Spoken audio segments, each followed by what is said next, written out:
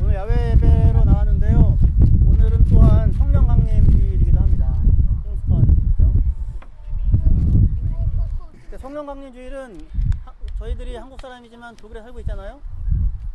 그래서 빨간 날이어서 놀고는 있는데 별로 부활절과 성탄절에 비해서 훨씬 그 의미라고 할까요? 중요하다고 생각을 안 하고 빨간 날인데 왜 빨간 날이지? 월요일 날 또 쉬네? 이렇게 이제 생각을 하기도 하는 것 같아요. 하지만 그 교회 성도로서 부활절 물론 중요하고 성탄절 물론 중요하지만 성령 강림절이 없었다면 교회는 탄생하지 못했을 것입니다. 성령이 임함으로써 신약 시대의 교회가 탄생하거든요. 생겨나는 거거든요. 그러니까 성령으로 하지 않고는 아무도 예수가 주님이다 고백할 수 없고, 성령이 성령이 아니라면 누구도 하나님을 향하여 아빠 아버지라 부를 수 없다입니다. 부정적으로 얘기하면 그렇고 긍정적으로 얘기한다면 성령이 오시면 예수님이 내 주님인 줄을 알고 고백하게 되고, 성령이 오시면 하나님을 다만 막연한 어떤 창조자, 어떤 신, 그 앞에 잘 보여야 하고 또 심판의 위협 앞에 서 있는 그런 어떤 막연한 존재가 아니라 아빠 아버지라고 부를 수 있는 그런 존재가 나임을, 하나님과의 관계를 확인할 수 있게 된다라는 것입니다. 그렇게 하여 성령을 통하여 생겨난 자들이 교회이고 신약시대의 성도들인 거예요. 그래서 성경에서는 성령이 아니면 아무것도 안 됩니다. 성령을 빼놓고는 어떠한 것도 설명할 수 없습니다. 사도행전에 보시면 성령이란 말이 제일 많이 나오죠. 한 50여 회 나오는 걸로 제가 기억을 하고 있는데, 성령이 교회를 세우시고 교회를 빚어가시고 교회의 길을 잡아가시는 겁니다. 다시 얘기해서 성령이 없으면 아무것도 안 돼, 이렇게 되는 거예요. 그런데 이제 이건 성경이 우리에게 얘기하는 건데요. 우리의 현실은 어떻습니까? 성령이 있는지도 들어보지 못하였도다. 평소에 무슨 성령은 무슨 이런 하나님, 예수님, 기도 이런 건 있어도 성령님과 동행한다, 성령을 힘입어 산다 라는 형태의 생각들과 말들은 거의 안 하고 산다는 거죠. 그죠? 놀라운 일입니다. 사실은 놀라운 일. 우리가 살아있는데 호흡을 하기 때문에 살고 있는 거잖아요. 그죠?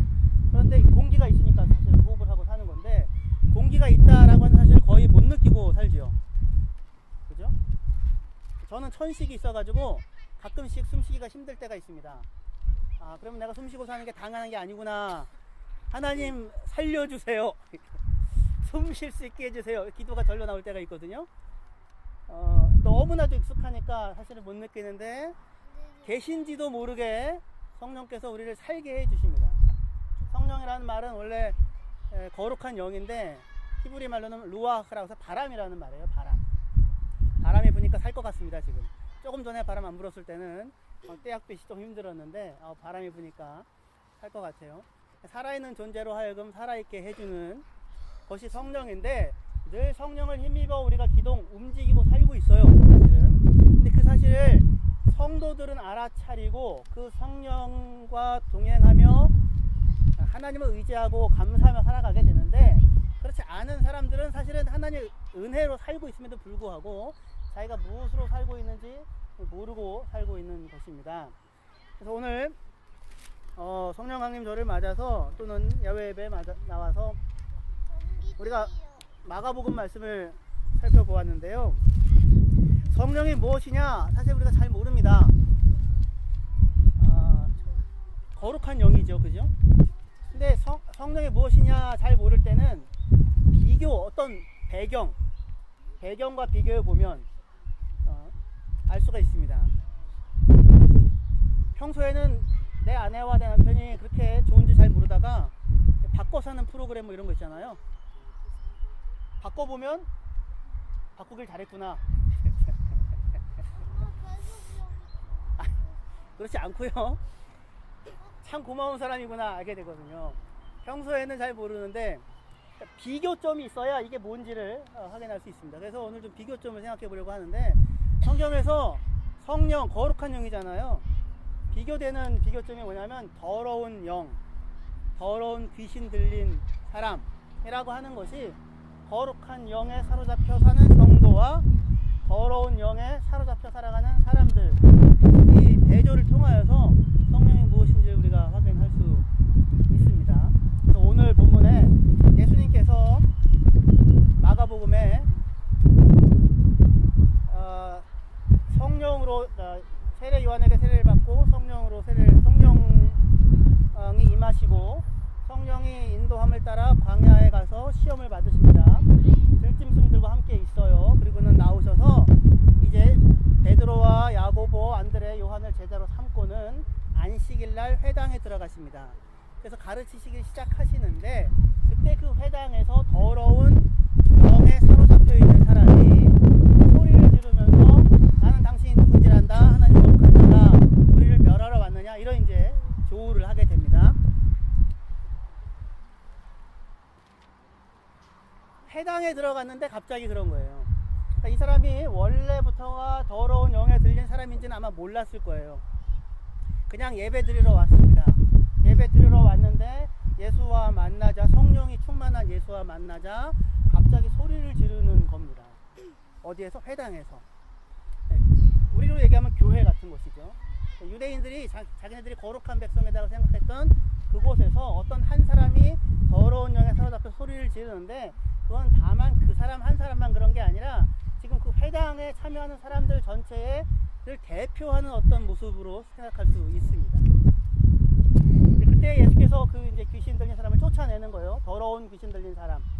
더러운 귀신 들린 사람이라고 성경이 얘기하는데, 귀신이라는 말로 우리 성경은 번역했지만 본래의 말은 더러운 영이에요. 푸뉴마라고 해요. 이거 따라 해봅시다. 푸뉴마. 네, 좋습니다. 감사합니다. 안 따라해 주시면 어떡하나 그랬는데 따라해 주셔서 감사합니다. 푸뉴마라고 영이라는 말이거든요. 가이스트, 스피릿이라는 그 얘기예요. 근데 그 푸뉴마라는 말이 성령 할 때 푸뉴마라고 써요.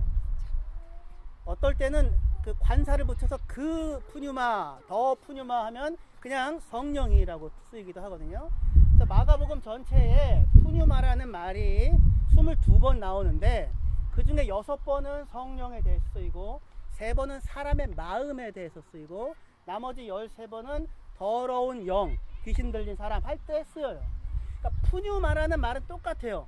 근데 그 푸뉴마가, 그러니까 영은 똑같은데 거룩한 영이라고 하는 성령에 사로잡혀 성령과 함께 살아가는 사람이 있을 수도 있고, 그게 아니고 더러운 영, 깨끗하지 않은 푸뉴마에 사로잡혀서 살아갈 수도 있어요. 그게 아까 그 회당에 있는 그 사람이에요. 그런 처소가 사람의 마음이에요. 사람의 푸뉴마, 그 사람의 마음인데, 그 마음에 거룩한 영에 사로잡혀 그와 함께 동행하며 살아가느냐, 아니면 더러운 영에 사로잡혀 그에게 붙잡혀서 살아가느냐라는 것일 수 있는 거죠. 왜냐면 같은 단어로 그렇게 사람의 마음 안에 마음이 있고 똑같은 단어가 한편으로는 성령, 한편으로는 더러운 영 이렇게 쓰이는 거니까요. 여러분들은 어떻습니까? 지금 거룩한 영에 사로잡혀 거룩한 영과 더불어 동행하며 살아가고 있다고 생각하십니까? 아니면 더러운 영, 깨끗하지 않은 영에 사로잡혀서 살아가고 있다고 생각하십니까? 깨끗한 영, 그래. 할렐루야.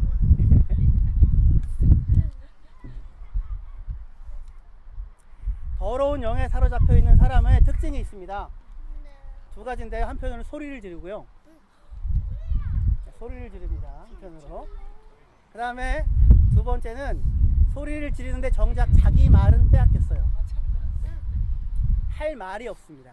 말을 빼앗겼다라고 하는 것이 항상 더러운 영에 사로잡힌 사람은 귀신이 하는 말을 하고 소리를 지르기는 해요. 그런데 자기 말이 없어요. 그래서 더러운 영에 사로잡혀 있는 사람에 대하여 마가복음 9장에서 하는 이야기는 귀신이 들렸는데 말 못하는 귀신이 들렸다라고 표현을 합니다. 그러니까 자기의 말이 사로잡혀 빼앗겨져 있어서 할 말이 없어요. 자기 안에 자기를 붙잡고 있는 말이 없어서 그냥 소리를 지를 뿐인 것입니다. 그런데 성령이 오면 오순절날 성령이 오시잖아요. 그럼 사람들이 처음에 한 얘기가 뭐냐면 성령이 말하게 하심을 따라 말을 하였다고 해요. 성령이 말하게 하심을 따라 말을 하는데 성령이 하는 말과 같은 말을 한다라는 것입니다. 그래서 성령이라는 말과 항상 말을 한다 말을 못한다라고 하는 게 중요하게 작용을 하거든요. 그런데 예수님께서 처음에 회당에 들어가서 마가복음에서 처음 만났던 영이 어떤 더러운 영에 사로잡혀 있는 사람이었잖아요. 그 사람이 소리 지른 말이 무엇이었습니까? 무슨 나쁜 말이 아니었어요. 무슨 욕이 아니었고요. 나는 당신이 누구인지를 아는데 뭐라고요?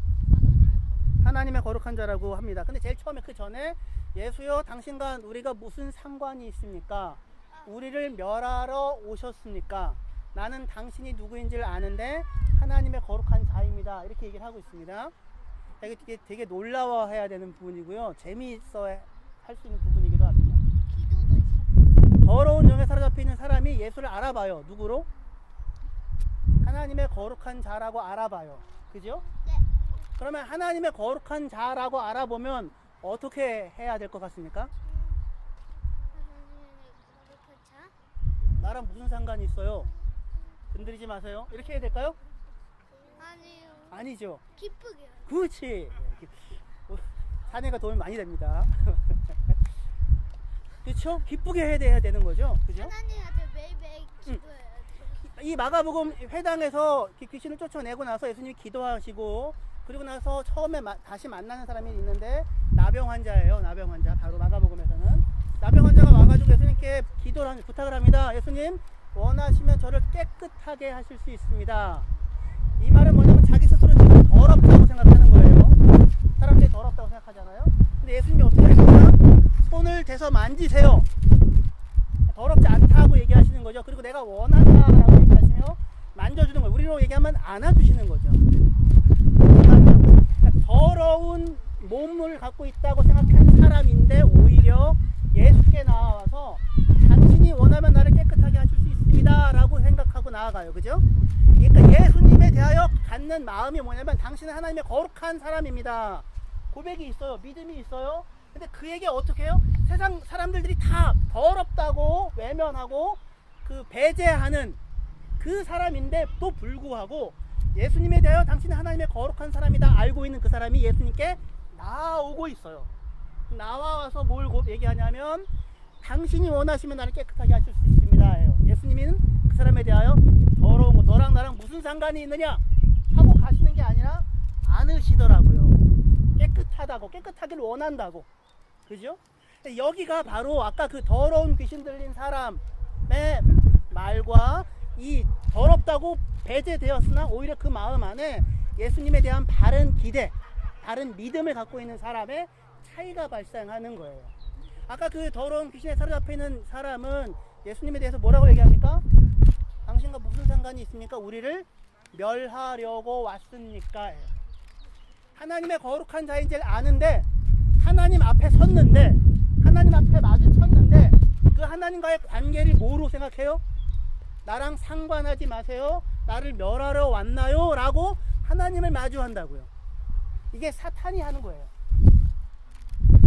선과 악의 지식나무 먹으면 죽는다. 먹지 말아라 했는데 아담이 먹었죠. 그리고 두려워서 무화과 나무로 열매를 치마를 하고 옷을 가리고는 숨어 있었습니다. 하나님이 찾아오죠. 네가 어찌하여 아담아 네가 어디 있느냐? 내가 벗었으므로 두려워하여 숨었나이다. 누가 너에게 벗었다고 뭐라고 하더냐? 누가 너에게 벗었다고 고소하더냐? 이런 얘기예요. 아무도 고소하지 않았어요. 누가 고소합니까? 네. 자기가 자기를 고소하는 거예요. 사탄이라는 말은 고소자거든요. 자기가 자기를 고소합니다.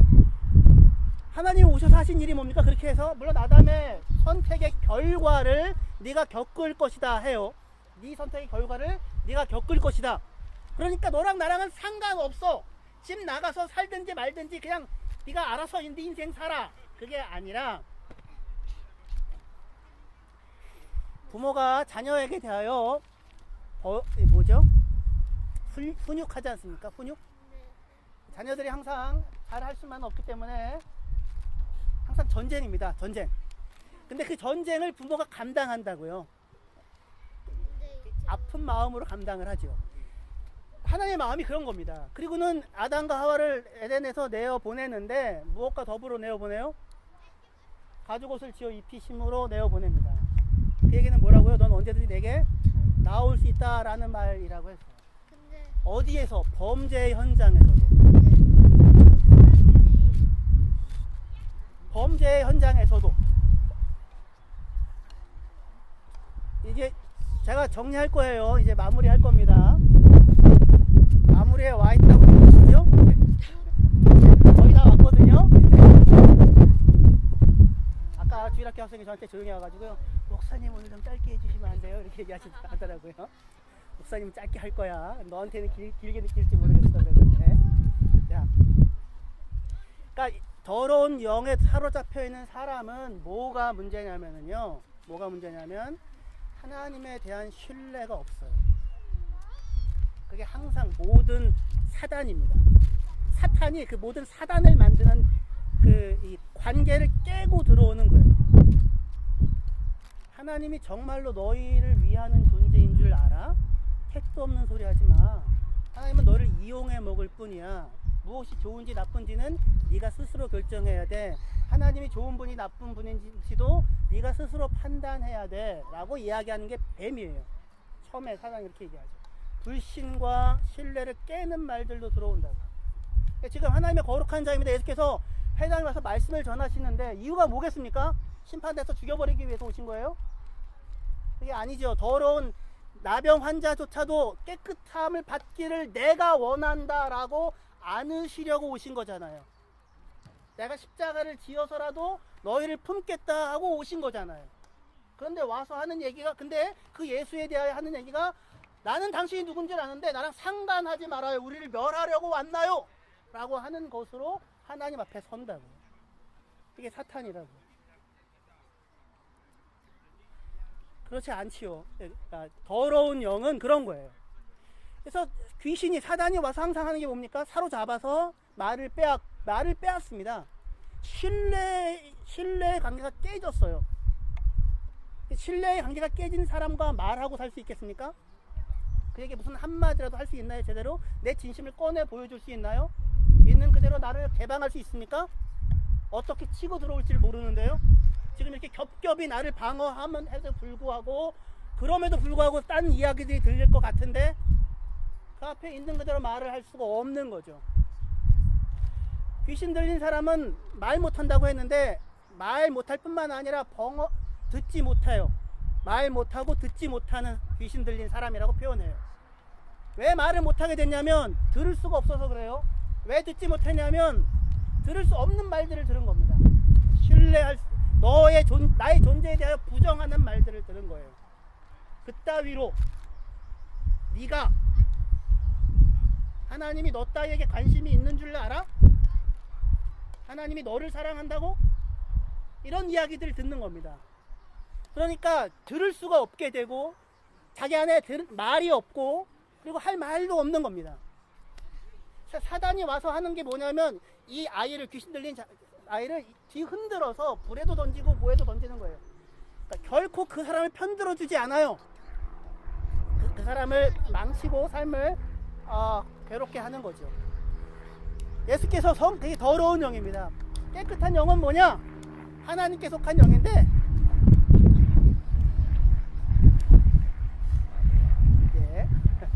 하나님께 속한 영인데,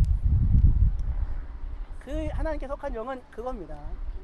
하나님이 세상을 이처럼 사랑하사 독생자를 주셨으니 저를 믿는 자마다 멸망하지 않고 영생을 얻게 하려 하심이라. 내가 너에게 찾아왔다고. 너는 언제든지 나에게, 누가 너 보고 벗었다고 고소하더냐, 손가락질 하더냐, 하나님 그렇게 하지 않으신다고요. 있는 모습 그대로 나아오라고, 너를 존재 자체로 받는다고. 누가 너 보고 더럽다고 이야기하던, 그러니까 안으시는 분이 하나님이고, 성령은 우리에게 하나님에 대한 그 신뢰를 갖게 해요. 하나님의 아빠, 아버지다 라고 고백하게 한다고요.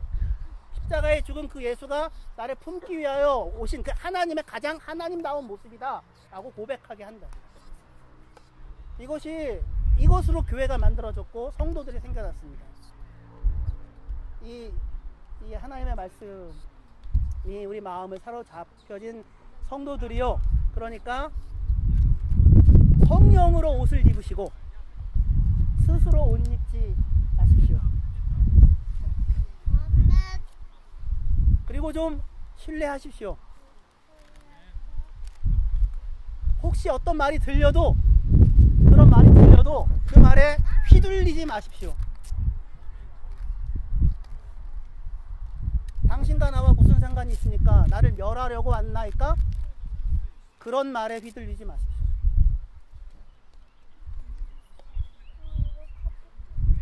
기도하시겠습니다.